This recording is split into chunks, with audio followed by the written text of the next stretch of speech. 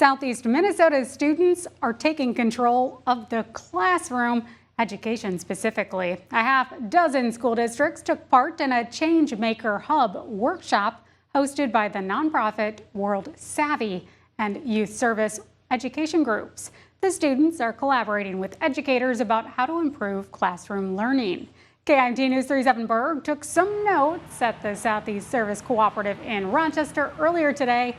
Evan, what are some of the ways the students say they'd prefer to learn? Just unsurprisingly, students say they want less boring lectures in the classroom.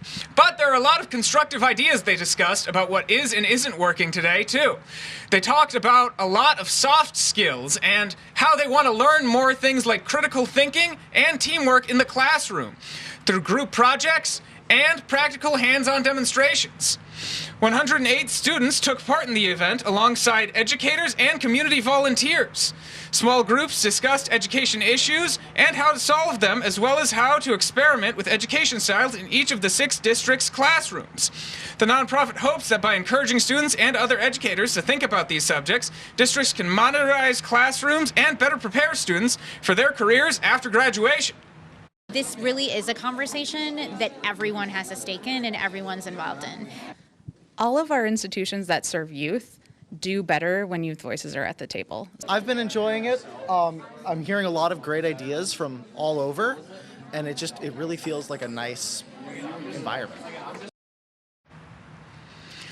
The nonprofit says this workshop was one of many it holds nationwide, but this one in particular was funded in part thanks to a $400,000 grant from the New Pluralists to promote diverse voices in education. Live in Rochester, Evan Berg, KIMT News 3. Evan, these kids said they don't want boring lectures, which as an educator, I'd be a little bit insulted. But did students mention what they'd like to see in place of those lectures? Are we talking more technology or just engaging hands-on demonstrations? What sort of stuff are they looking at? I think the focus they want is on more engaging practical demonstrations of the material, just to sort of address how they can use it in their day-to-day. At least that's what a lot of the students and educators I talked to today were talking about.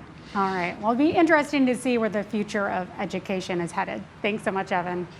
Participating students and educators plan to hold 2-week experiments in individual classrooms based on today's ideas. They'll meet with the nonprofit once again in December to discuss their findings. Still to come.